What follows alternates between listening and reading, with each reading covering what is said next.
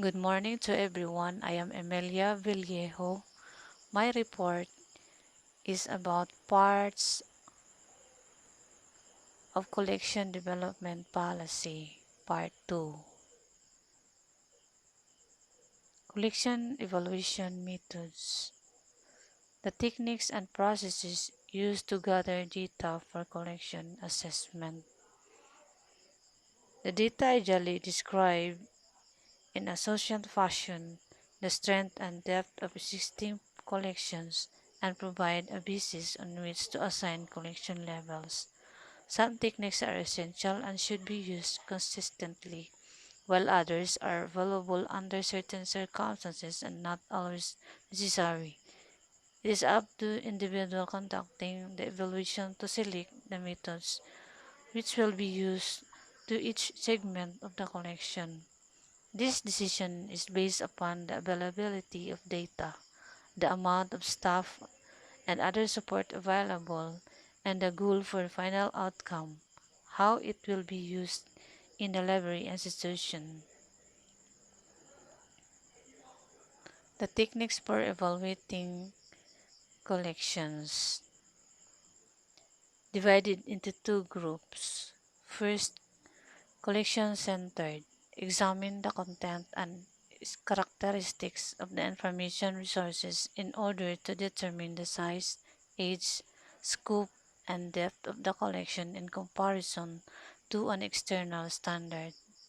Next, client centered. Describe how the collection is used and indicate the effectiveness of the collection relative to use. Techniques for evaluating collections. Quantitative measures. Reveal size, age, use, costs, and other numeric data. Next is qualitative measures. Obtained through subjective evaluation and involve the professional judgment of librarians, appraisal from subject experts, or the opinion of customers. Collection depth indicators are numerical values used to describe a library's collecting activity and goals. Three aspects of collection management are considered: current collection level, acquisition commitment, and collection goals. Collection depth indicators: zero out of scope. Library does not intentionally collect materials in any format. One minimum information level, collection that support minimal inquiries. Two basic enumeration level, collection that serve to introduce and define subject.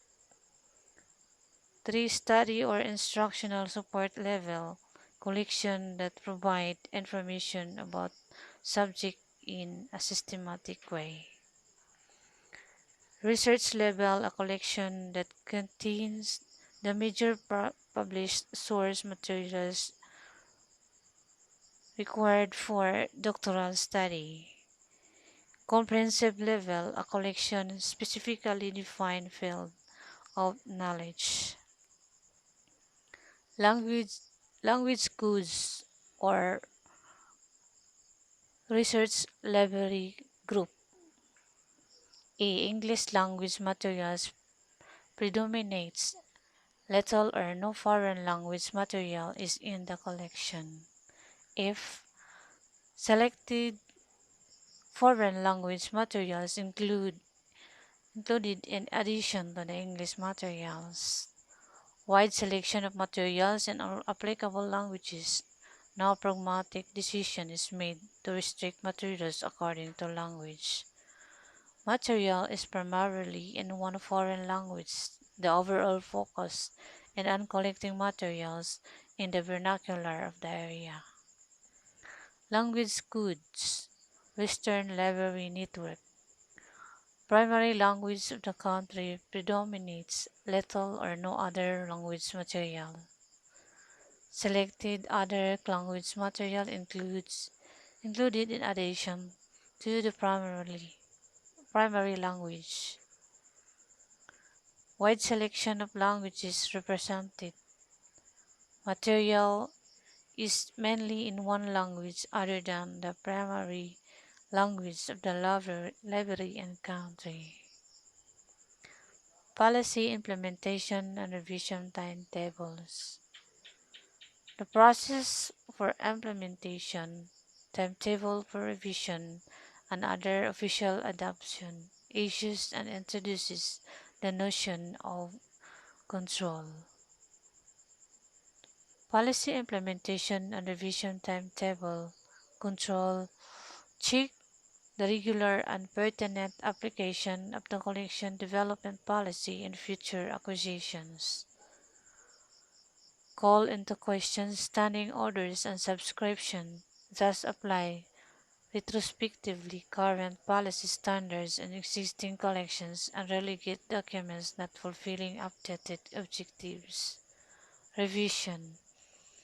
Re-examine the policy text at frequency to be determined in order to detect insufficiencies and integrate new needs or recent modifications such as budget cuts, new curricula, and etc.